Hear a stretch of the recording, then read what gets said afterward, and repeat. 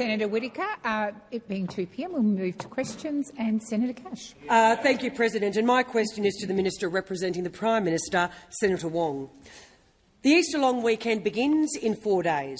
It is the busiest road travel period of the year, with many Australians wanting to drive hundreds and hundreds of kilometres, but worried that if they do, the Bowsers will be dry along the way. Regional communities, tourism operators and travelling families all depend on fuel being available.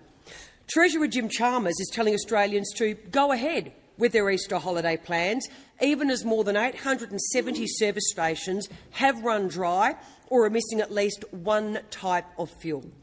Will the Prime Minister guarantee that he will get fuel to those empty pumps before Good Friday? Thank you, Senator Cash. Minister Wong. As you know, President, through you to Senator Cash, the Prime Minister has held a national cabinet today to deal with the fuel supply and supply chain issues which are impacting on our economy. And I'll come to some of the announcements made which go to the response to Senator Cash. But I would start by saying first that the conflict in the Middle East represents an unprecedented shock to energy markets, and the longer it goes, the more significant its impacts here in our economy, but also in the global economy. The National Cabinet today agreed a national fuel security plan for governments to work together to keep Australia open and the economy moving. And the Prime Minister went to that plan in his announcement today, and he explained that there are 4 levels in this plan. We are currently at level 2, which is— Minister Wong, please resume your seat. Senator Cash. Point of order in relation to relevance. The plan may be the plan, but I'm more interested in Good Friday, 4 days away. Thank you, Senator Cash. The Minister is being relevant to your question. Minister Wong, please continue. It's precisely what the ongoing supply, distribution and supply chain impacts of the conflict in the Middle East is precisely what the plan is responding to. What I was about to say is that we are currently at level 2 to keep Australia moving, but there is also the capacity to go to levels 3 and 4. I'll come to those in the future. The plan is designed to keep the community and business updated. It is designed also to ensure that there's a consistent response across the Commonwealth, states and territories. It reflects the fact, and this does go to your question, Senator Cash. Minister Wong, please resume your seat. Senator Cash. Well, in the final 17 seconds, it is a point on direct relevance. Is the fuel going to get there by Good Friday? Thank you, Senator Cash. Minister Wong. I again say responsibilities in relation to fuel go across different levels of government and also industry partners. And the commitment from the Prime Minister and all First Ministers is that we will work together to deliver for the community and to keep the economy moving for everyone. Thank you, Senator Wong. Minister Cash, first supplementary. Thank you. The Prime Minister has been forced to adopt both Angus Taylor and Matt Canavan's policy to halve the fuel tax. Will the Prime Minister guarantee that the fuel excise cut is passed through to motorists in full before the weekend, that is Easter, particularly in regional and outer suburban areas where families have no choice but to drive? Thank you, Senator Cash. Minister Wong. It should be passed on in full.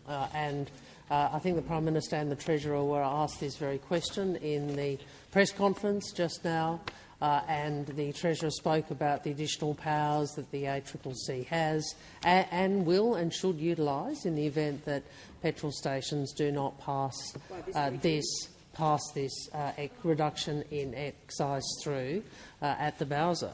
And in relation to rural and regional Australia, again, I think the Treasurer and the Prime Minister and the Treasurer both spoke about the fact that one of the things that the Cabinet had very front of mind in making this decision was the impact on regional and rural Australia. As you say, Senator, it's correct that they often don't have the choice. Please resume your seat. Senator Cash. President, again it's relevant. I want to know about the government's plan for 4 days' time, by Good Friday when people are driving? Thank you, Senator Cash. The minister is being directly relevant to your question. Minister Wong. I'm surprised you don't want to talk about rural and regional Australia, Senator, which was part of your question. That's what I was responding to. What I was trying to say before the relevance point interrupted was we had very front of mind. Thank you, Minister. The time for answering has expired. Senator Cash, second supplementary. Given that there's more fuel in the economy or circulating in the economy than prior to the war beginning, what is the Prime Minister's plan to get the fuel to those empty pumps before Good Friday? Thank you, Senator Cash. Minister Wong. National Cabinet met today and adopted a national fuel security plan. Why Friday? And that is one of the distribution of fuel is one of, but not the only element that we are dealing with this as the impact of this global energy shock goes throughout our economy. We are dealing with that. We are dealing with supply. We are dealing with the effect on many other supply chains in the economy. We know that this requires perhaps not unprecedented, because we've seen Australia respond before, but a high level of coordination between state and territory governments and the Commonwealth, and that's what Minister Wong, please resume your seat. Senator Cash. Point of order on relevance. You've had 5 weeks. What is your plan to get the fuel there by Friday? Thank you, Senator Cash. The minister's just indicated she's finished her answer. Senator Ghosh. Thank you, President. My question is to the Minister representing the Prime Minister, Senator Wong. Today the Prime Minister announced that National Cabinet agreed to the National Fuel Security Plan to coordinate a consistent response across the country in response to the energy supply shock driven by conflict in the Middle East. How is the Albanese government working with states and territories to ensure Australia's critical fuel security? Thank you, Senator Ghosh. Minister Wong. Thank you very much, Senator Ghosh. And as you say, Iran's weaponisation of the Strait is causing an unprecedented shock to global oil and gas supply. I've spoken about this for some time. It is obviously impacting energy markets and fuel prices worldwide, and this is pushing up fuel prices in our economy for consumers and businesses. The difficult fact is that as the conflict goes on, and the longer it goes on, the worse the impact will be for Australians and for the world. The global outlook remains unpredictable and volatile, and it is the responsibility of all governments across Australia to plan for every scenario. And that is why today National Cabinet agreed to the National Fuel Security Plan to coordinate a consistent response across the Commonwealth states and territories, working together through these challenges, step by step, with a comprehensive and staged approach. We recognise the importance of fuel not only to our economy but to the Australian way of life, and we are committed to keeping Australia open and keeping the economy going. The National Fuel Security Plan will keep the community and businesses updated. It will provide early understanding of fuel security, and it will provide early understanding of fuel security measures that may be required. Early voluntary action, coupled with new supply measures, can reduce the need for stronger measures in the future. We encourage Australians to only use the fuel you need and to make voluntary choices to use less and avoid the impact of higher fuel prices. I note some states have taken action to reduce public transport fares as well. Obviously, the less fuel that is used in Australia's cities, the more that can be directed to regional areas which are under pressure. Every Australian can play our part in making sure fuel gets to those who need it most. Thank you, Minister. Senator Ghosh, first supplementary. Minister, you've indicated that the National Fuel Security Plan is comprehensive and it involves a staged approach to ensuring that Commonwealth and states and territories work together to secure Australia's fuel supply. What are the levels outlined in the plan, and why is a comprehensive and staged approach so important? Great question. Thank you, Senator Ghosh. Minister Wong. Thank you, Senator Ghosh. And you're right, a comprehensive and staged plan is important. It's the responsible thing to do. And our collective approach to fuel security through the National Fuel Security Plan is guided by 4 levels of response. The first, plan and prepare, is what the government has been doing. We are now at level 2, keeping Australia moving, and this involves the government taking precautionary action to shore up fuel supply, like our plan to underwrite the purchase of fuel by the private sector, to give private suppliers confidence to secure additional cargoes and to help boost supply into Australia. Levels 3 and 4, taking targeted action and protecting critical services, would occur due to ongoing supply disruptions and see a more targeted focus on getting fuel to where it is most needed. Australians can be confident that the government has a plan to deal with whatever comes at us at all levels. Thank you, Minister. Senator Ghosh, second supplementary. The Albanese Labor government has been taking immediate action while also planning ahead to shield Australians from the impact of global energy supply shocks. Why is it important that governments and all Australians work together to face this challenge? Minister Wong. Thank you. Our government has taken early action on supply and continues to act to support Australians. And today we have announced halving the fuel excise on petrol and diesel and on diesel for 3 months. The halving of the excise will reduce the cost of fuel by 26.3 cents per litre. States and territories are also working on a proposal to ensure they will not benefit from the elevated prices that are occurring flowing through to the GST take. We are making fuel cheaper today because we understand Australians are under serious pressure. Our government will also reduce the heavy vehicle road user charge to zero for 3 months to help truckies continue their vital work for our nation. And today we have introduced legislation for the government to underwrite the purchase of fuel by the private sector. I want to acknowledge the constructive response from state and territory governments, working as one, which is what Australians expect of their political leaders. Thank you, Minister. Senator McGrath. Thank you. My question is to the Minister representing the Prime Minister, Senator Wong. Minister, a grain farmer has told the North Queensland Register he has spent more than $1.5 million just securing enough fuel to sow this season, and if supply doesn't hold, he will halve his planting program. Wow. Minister, what is this government's plan if grain farmers halve their planting? Thank you, Senator McGrath. Minister Wong. Senator McGrath identifies one of the many problems that the government has been seeking to address, and that is the downstream effects, the knock-on effects of a lack of supply in fuel to many parts of the economy, but particularly of particular importance to Australian agriculture, and that is correct. And that is why the government now has been working on additional supply. Not only in the work that Minister Bone has done over a number of weeks, but in the announcement that the Prime Minister and the Minister made over the weekend, which will enable the underwriting of private sector purchases of fuel. That is all about securing additional fuel for our economy. So it is an additional supply measure, precisely because we recognise that we need fuel throughout our economy. We also recognise, particularly, as Senator McGrath says, the impact of any lack of supply or inconsistency of supply on particular industries, including agriculture. The National Fuel Security Plan goes through how state and territory governments will work with us. Minister Wong, please resume your seat. Senator McGrath. Just on a point of order in relation to relevance, the question was in relation to grain farmers halving their planting. And I was wondering if the Minister could address that, please. The Minister's being relevant to your question, Senator McGrath, and I'll continue to listen carefully. Minister Wong. You asked about the impact on agriculture of fuel security, and I answered by talking about fuel security and more supply. If you do not think that is relevant, it says something about the opposition's lack of understanding of the policy challenges, lack of understanding of those opposite about the policy challenges that the country faces.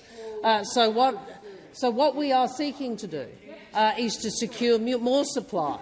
What we are seeking to do is to secure more supply. Order.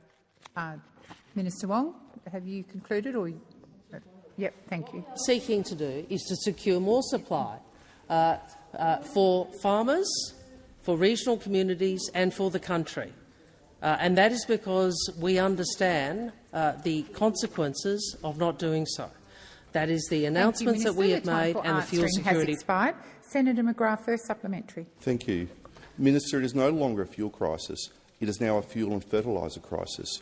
Urea prices have nearly doubled from $800 to $1,500 a tonne. Wow. The latest Rabobank Rural Confidence Survey shows farmer confidence has crashed to -20. Grain farmers are warning that combined fuel and fertiliser costs will markedly lower Australia's wheat production even if the conflict is resolved tomorrow. Does the government now accept that the planting window is closing and the damage to this year's harvest may already be done? Thank you, Senator McGrath. Minister Wong. No, what we would say to farmers is we absolutely understand the importance of ensuring sufficient supply, not only of fuel or of fertiliser. We understand it is not only critical for your businesses, but it is critical for the national economy and for Australians everywhere. And that is why the new Export Finance Australia underwriting powers, which I have referenced, which were announced on Saturday, well, you know, Senator, it just shows your lack of understanding, Senator McKenzie. Order. Really. Order.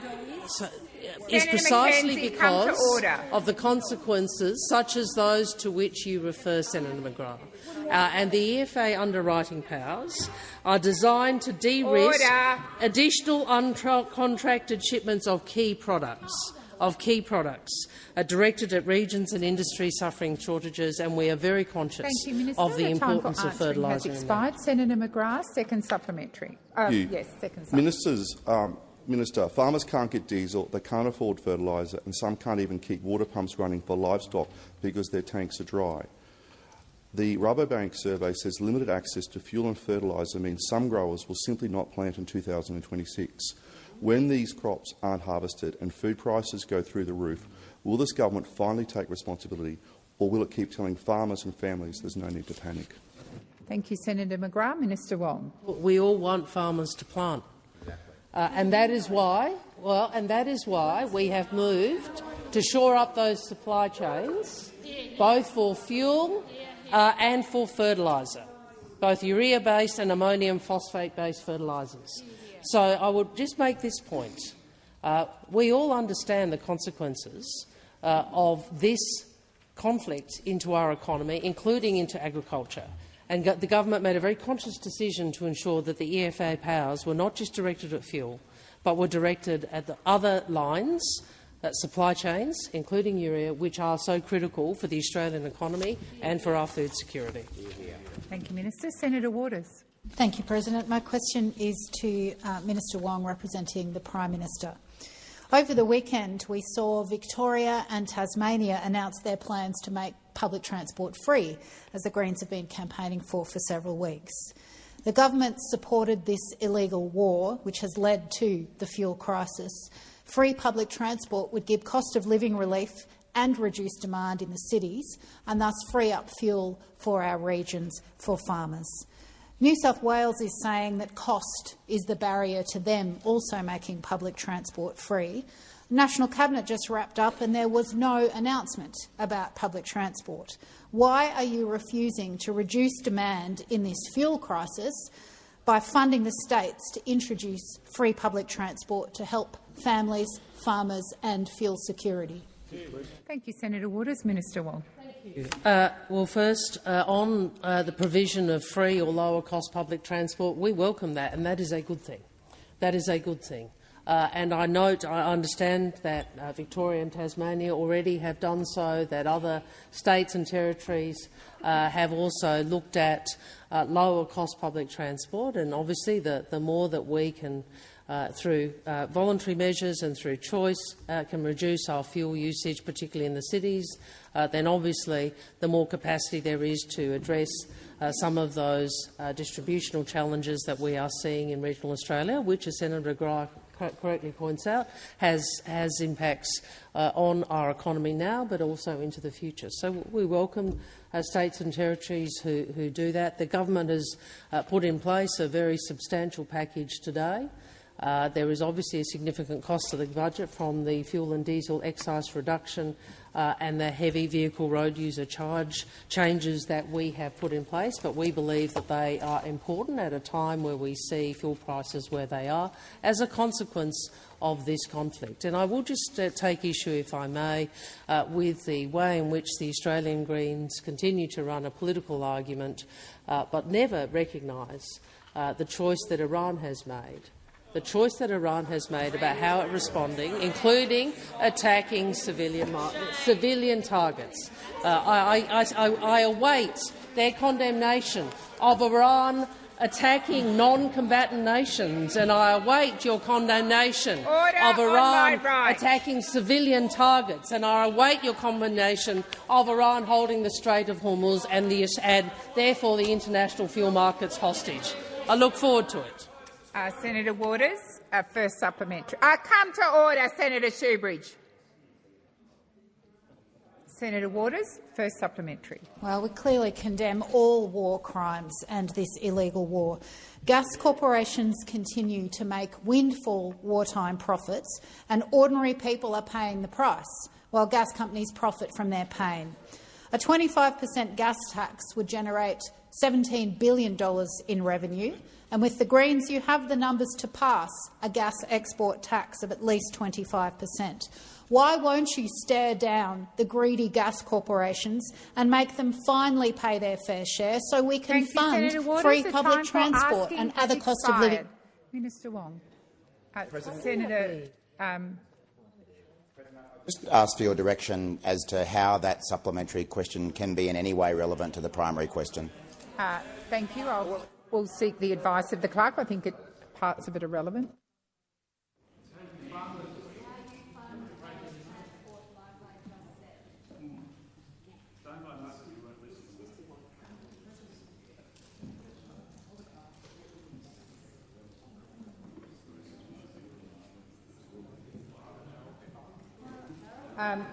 I'll inform the Senate that your first question, Senator Waters, was about public transport fees, and now your second question is largely about tax. So I'm going to invite Minister Wong to answer it in order.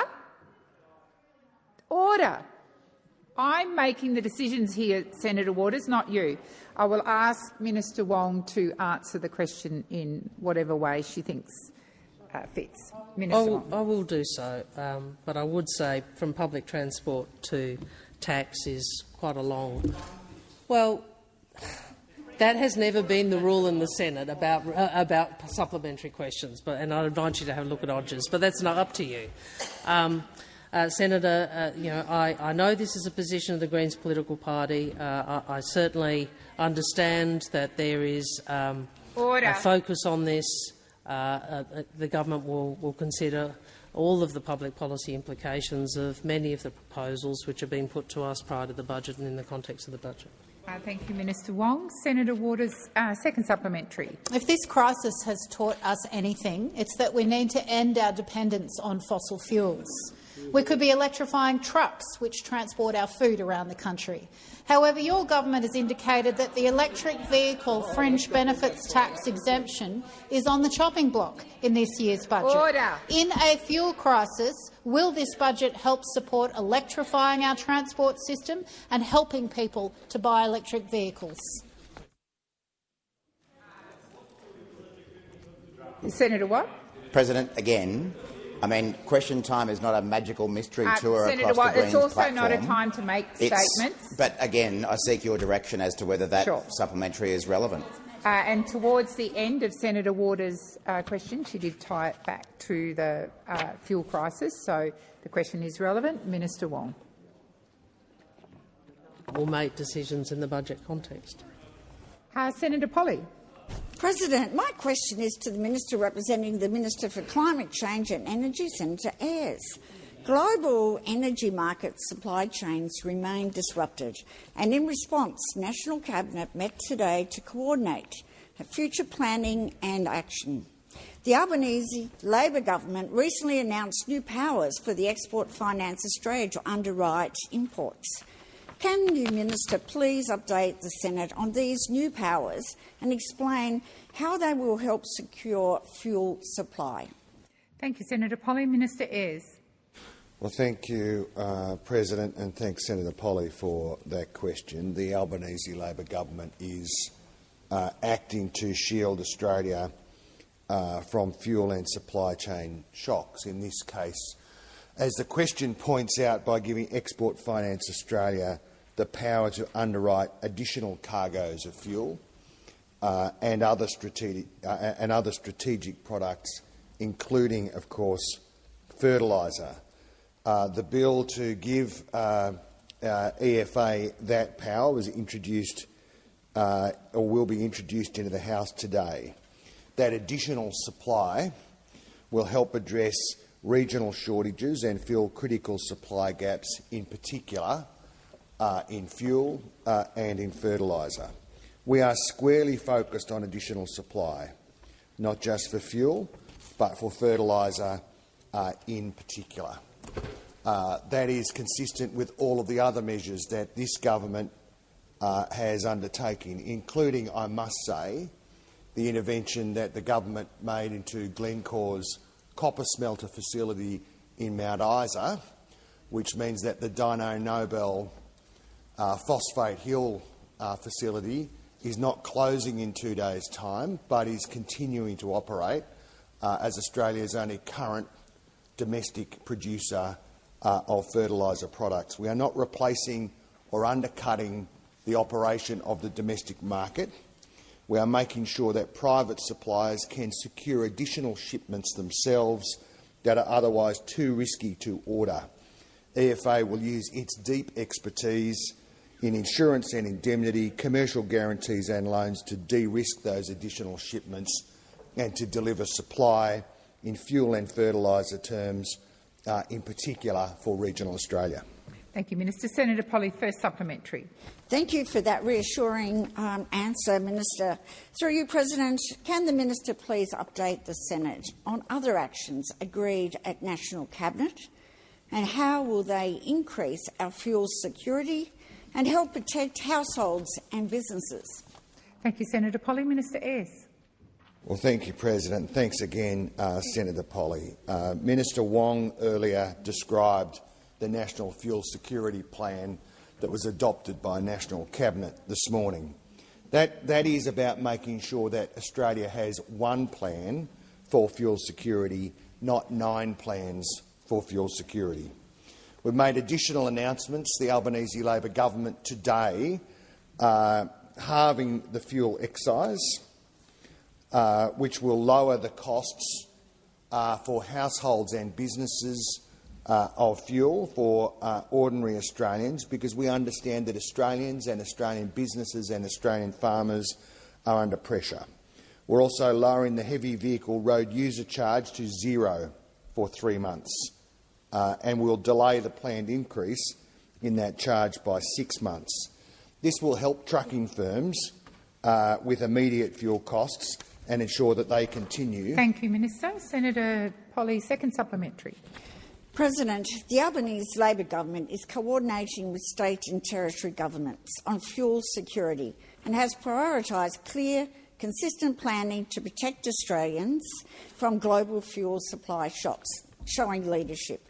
Why has the government chosen this approach? Thank you, Senator Polley. Minister Ayres. Well, thanks, President. This conflict is an unprecedented shock to global energy markets, and the longer it goes on, the more significant its impacts on Australians. And of course, in that context, Australians are looking to their governments for reassurance. The outlook is uncertain. Fuel prices have been rising for all Australians, and some farmers, businesses and regional communities are experiencing shortages. That means governments must be clear with Australians and explain what is happening and give a measured assessment of risks. That's why we've convened National Cabinet. That's why the Prime Minister and other ministers have been explaining clearly and calmly what it is that our approach is. All of the measures that have been undertaken in sequence over the course of the period since this conflict has started have all been in the national interest, have all been about— Thank you, Minister. The time for answering has expired. Senator Barbara Pocock.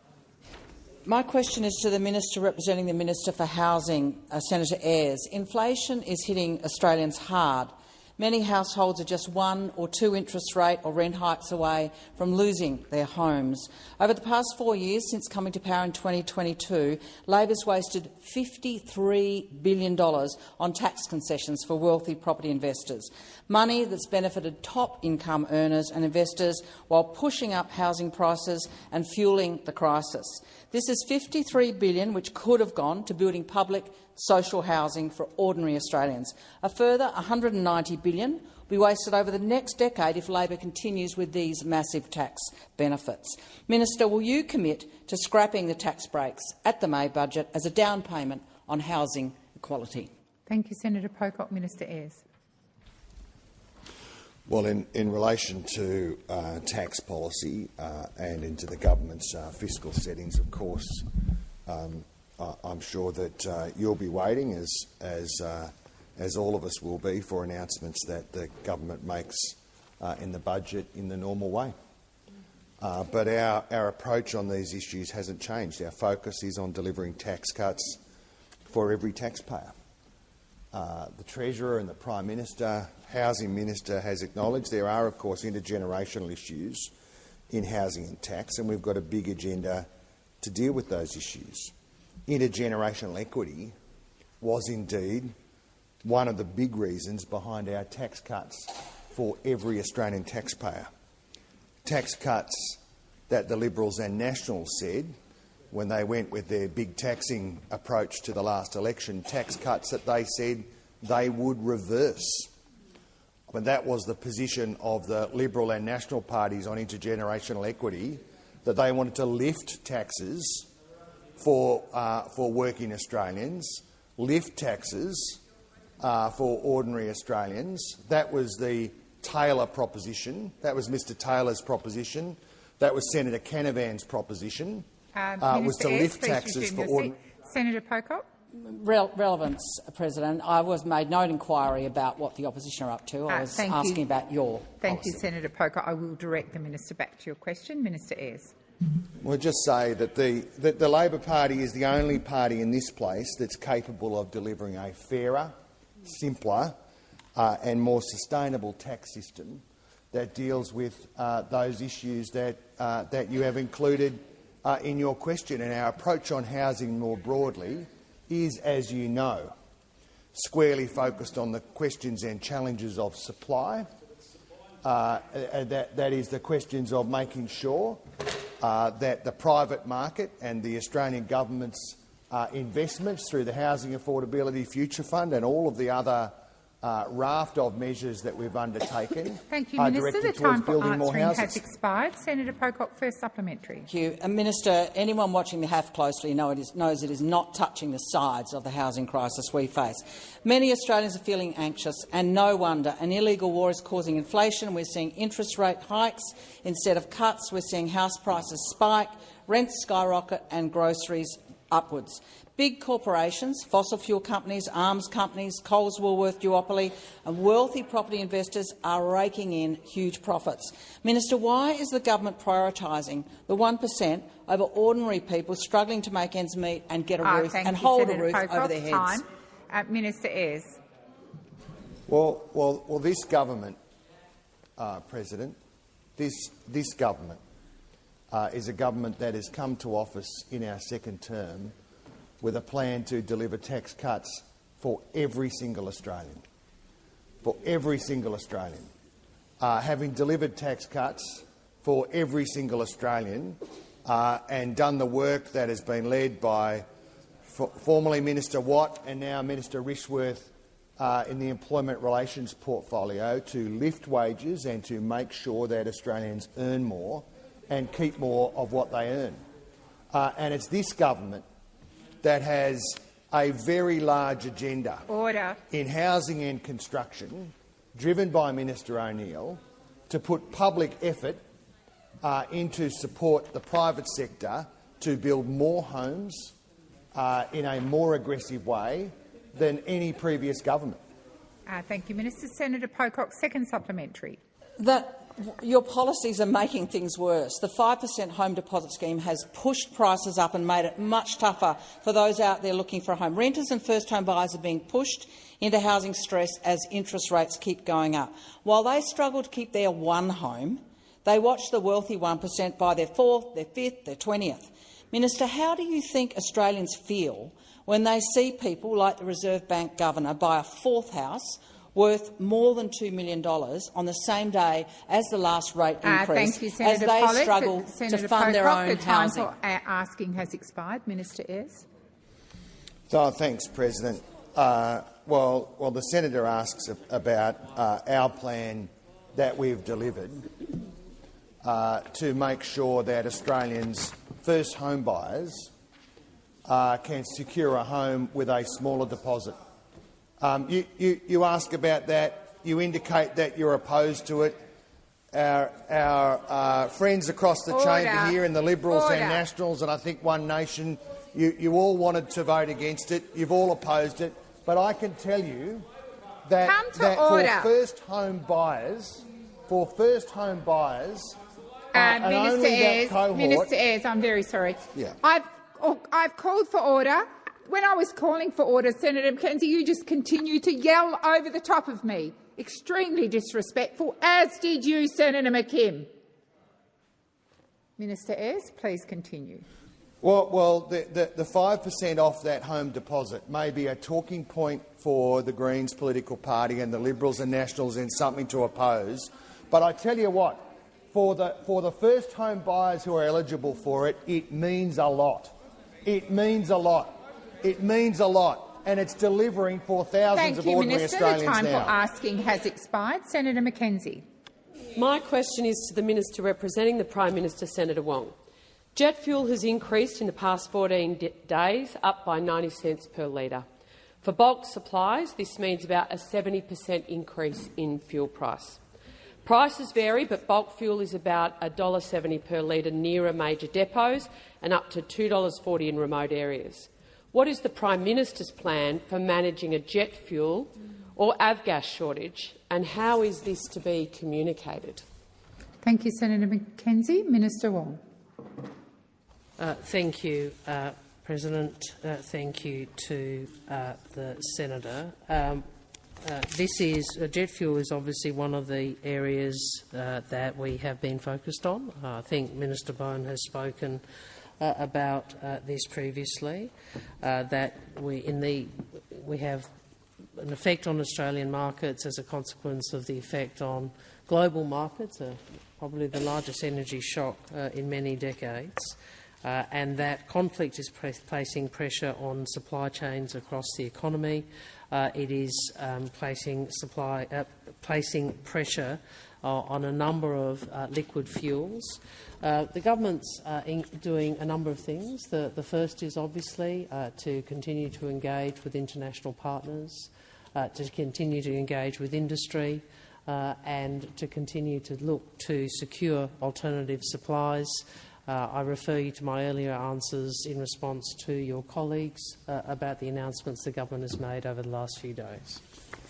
Thank you, Minister. Senator McKenzie, first supplementary. That's a very disappointing answer, Minister. The fire season has abruptly stopped in many places, but aviation fuels are a key part of responding to floods, such as the impact of Cyclone Narelle. Is there sufficient aviation fuel in the system to manage Australia's response to emergencies like Cyclone Narelle without stopping supply to agriculture or transport aviation? Thank you, Senator McKenzie. Minister Wong.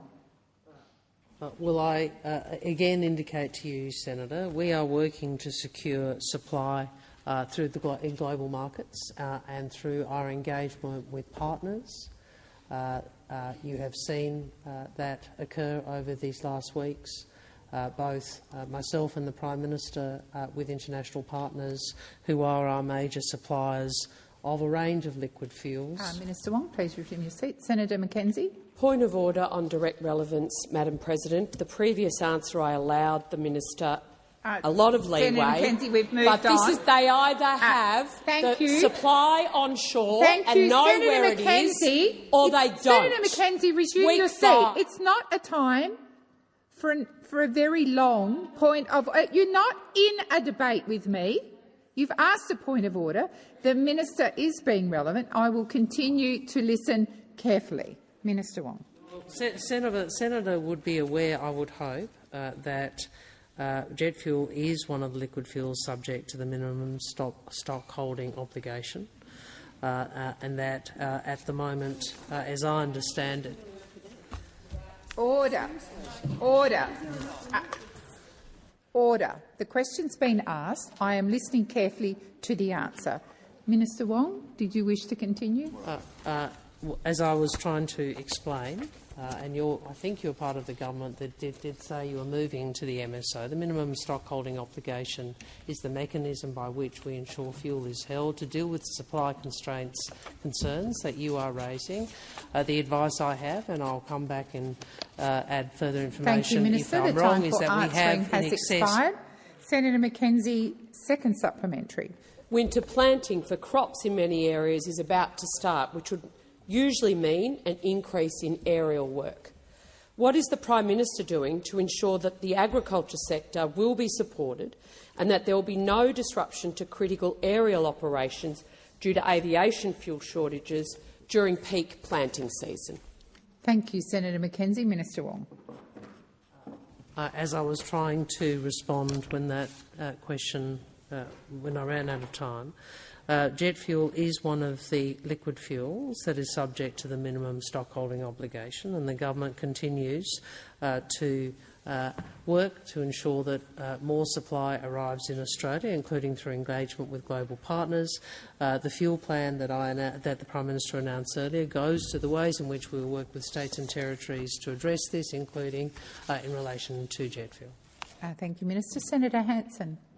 Thank you very much. Well, my question is to the Minister representing the Prime Minister, Senator Wong.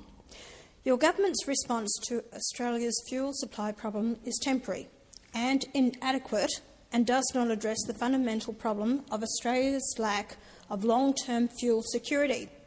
Will your government commit to resuming full-time oil and gas exploration to ensure Australia has necessary long-term supplies of these essential fuels? Thank you, Senator Hanson. Minister Wong.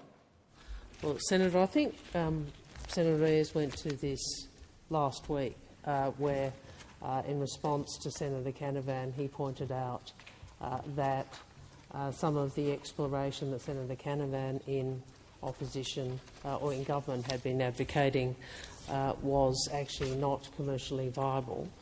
I would make the point that since 2022, the government has released areas in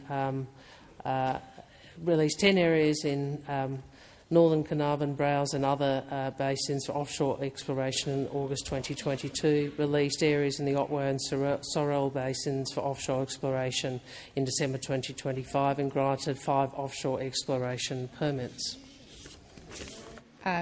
Senator Hanson, first supplementary. Minister, this fuel supply crisis has served to expose Australia's extreme dependency on fuel from overseas and our vulnerability to global economic shocks like that caused by the war in the Middle East. Will your government help secure Australia's future by establishing and supporting the sovereign oil and petroleum manufacturing industry which meets all of our fuel needs? Order. Senator Whish-Wilson, this is not your question, and you will listen in silence. Minister Wong. I'm sorry, Senator Wong. Senator Whish-Wilson, I've just called you to order. Either listen in silence or leave the chamber. That's the choice. Minister Wong. Senator Shoebridge, it is not an invitation for you to start up. Order applies across the chamber, and it's disrespectful when I've called for order to continue to shout out. Minister Wong. Senator, it is the first part of your question. There are a couple of points which the government itself has made, which is that we are at the end of global supply chains and we need to increase our national resilience, including in energy. As you would be aware, Senator, 4 out of 6 refineries closed under a coalition government, and as I've previously said, I'm not sure. Yes, I'm not sure that you criticised them at the time, Senator. Maybe you did. No, but my observation would be, you know, the parties of the right, the Grand Coalition of One Nation, the National Party, and the Liberal Party. You're not very hard on them sometimes. Can I make this point that drilling in the Great Australian Bight was abandoned when Senator Canavan was in government. The coal to liquids is rare but expensive. I would make the point that it is. Thank you, Minister. The time for answering has expired. Senator Hanson, second supplementary. Minister, Labor and the Greens have routinely demonised fossil fuels despite the fact Australia relies on them now and will into the future. Does the government acknowledge it got this wrong and take the necessary steps to support fossil fuels by scrapping net zero and the national self-harm it is causing? You've destroyed this country. You have been so responsible. Order. Senator Whish-Wilson, once again. Seriously. Minister Wong will be heard in silence. Minister Wong. Ensuring the country is resilient to international shocks, whether it's conflict in the Middle East, the Ukraine war, or the other geopolitical uncertainty, requires us to work across to ensure supply resilience. Requires us to ensure that we have diverse options. So, Senator, I disagree with you. If your lesson out of this global energy crisis is that we should not be transitioning to renewables, which of themselves, obviously, are a sovereign capability. Senator, but at the same time, Senator, it is the case that making Order, Senator Watt and Senator Canavan. Order. Senator Canavan, I've called you, and yet you call out again.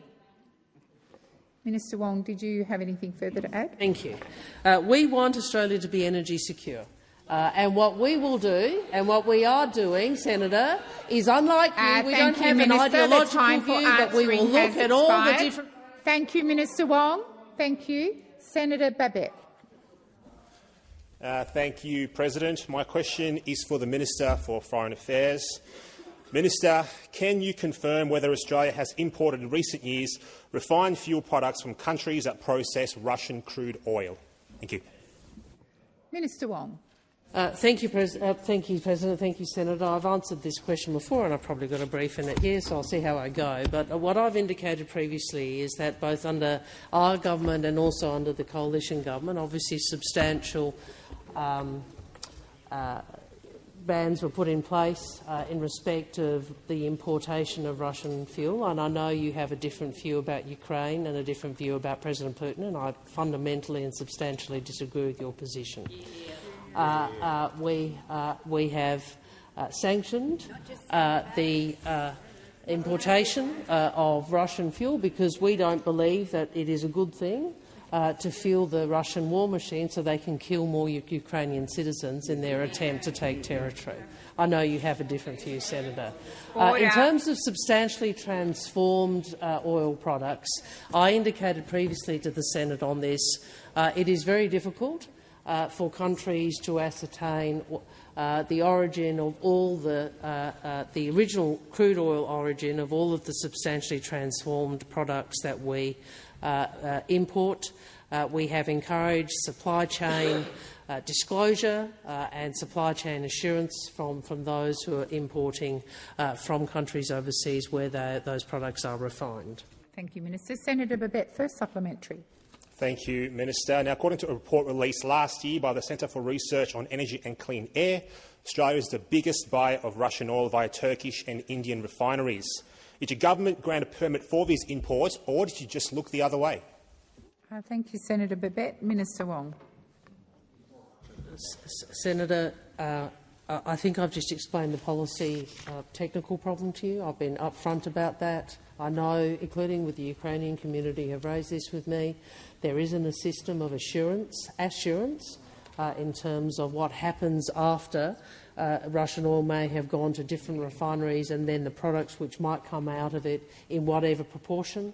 But what we have done is engage with industry and encourage them to be transparent and to assure their supply chains, as much as they are able, to avoid to avoid contributing to Mr Putin's war machine.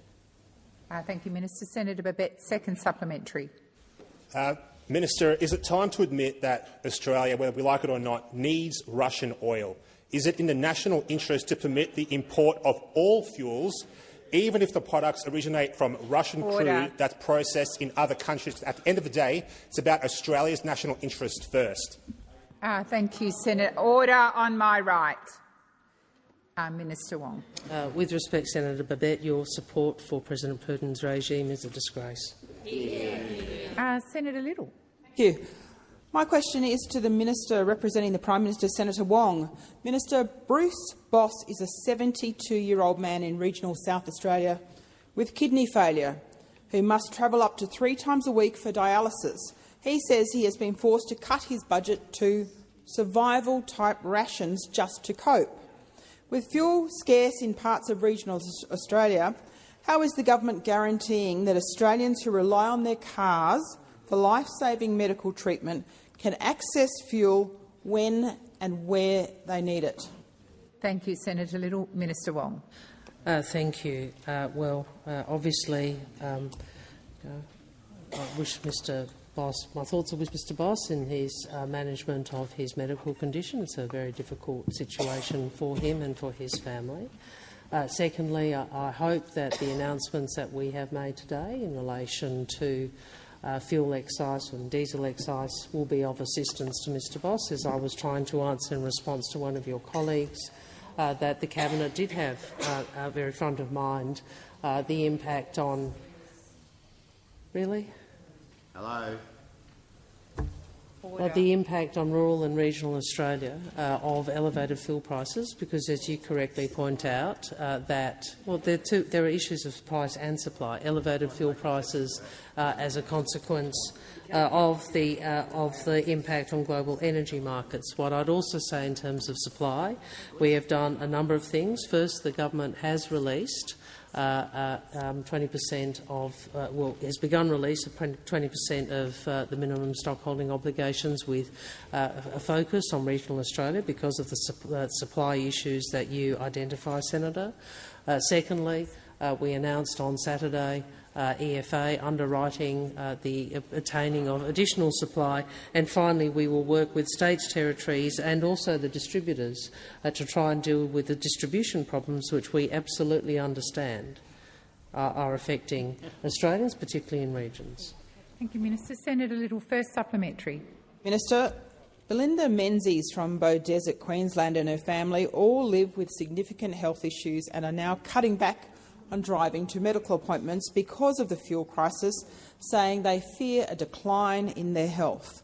Minister, what immediate steps has the government taken to ensure that Australians are not forced to ration essential medical travel because fuel is either unaffordable or unavailable? Thank you, Senator Little. Minister Wong. Well, look, the government wants Ms Menzies and her family, just as we want Mr Boss, to be able to access medical support. This is a Labor government. This is a government that has put more money and funding into Medicare than any previous government, because health is such a priority for us and for the country. In terms of supply and price, I'd refer you to my earlier answer. We've sought to put more fuel into regional Australia through the release from the minimum stockholding obligations. We are seeking to obtain more fuel through underwriting private sector purchase of more fuel on the open market, and we are working with the private sector and states and territories to deal with distribution issues. Thank you, Minister. Senator Little, second supplementary. Thank you, Minister. I know that hope and want don't necessarily do it, but can the government guarantee that before Easter, Australians in regional communities will be able to both access fuel and rely on it being there when they need to get to critical medical appointments? Thank you, Senator Little. Minister Wong. Again, the government is seeking to obtain more supply into regional areas, including through the releasing of 20% of the minimum stockholding obligations. The government is seeking getting more fuel from overseas through underwriting private purchase, and we will work with states and territories on distribution. That is what we are doing. And in addition to that, obviously there's been the reduction in the excise, which I referred to earlier. Thank you, Minister. Senator Darmanin. Thank you, President. My question is to the Minister for Finance. Today at National Cabinet, the Albanese Labor government brought together state and territory leaders to further respond to the fuel crisis stemming from the conflict in the Middle East. Can the Minister please update the Chamber on the announcements made following the National Cabinet? And further, what is the government doing to ensure that we are set up to respond to a rapidly changing geopolitical and economic environment? Thank you, Senator Darmanin. Minister Gallagher. Thank you, President. I thank Senator Darmanin for the question and the opportunity to update the Senate, in addition to Senator Wong's contributions during question time today, about the important meeting that was held this morning, the second meeting of National Cabinet since this conflict began, and the decisions and actions that have been taken as a result of it. And there are a number of things that have happened since the conflict began. Obviously, we've passed new laws to double penalties for petrol companies that engage in price gouging, misleading conduct or cartel behaviour. We've released 20% of Australia's fuel reserves, targeted to ease pressure, particularly in regional markets, and to protect supply for critical users. We've temporarily adjusted petrol and diesel standards to increase available supply and to keep fuel moving through the system. And we've importantly engaged with international partners and suppliers to support continued shipments and strengthen supply chain resilience, and that's an important part of our response and, of course, has been supported by the work that we've done in strengthening relationships with international partners since coming to government, being led by Senator Wong and Senator Farrell, in addition to other ministers. We've appointed Anthea Harris as the National Fuel Supply Task Force Coordinator to drive whole-of-government coordination with states and territories, industries and key stakeholders. We've provided some additional support in financial counselling support for impacted farmers, because we know that there have been there's certainly pressures that land very hard in the regions. Today, the Albanese government has taken further action by cutting the fuel excise by half and reducing the heavy vehicle road user charge to zero for 3 months. We've also introduced bills to ensure the government can respond quickly to urgent and unforeseen fuel security challenges that may arise between now and when the parliament resumes. Thank you, Minister. Senator Darmanin, first supplementary. Thank you, Minister.